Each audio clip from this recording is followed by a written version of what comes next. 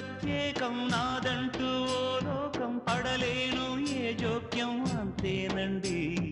బాగుంది మీ టేస్టు నాకెంతో నచ్చేట్టు మనసెంతో మెచ్చేట్టు మీ మీదొట్టు అందుకే నీ దిగి వచ్చా వంచని నా తల వంచ స్నేహ భావమా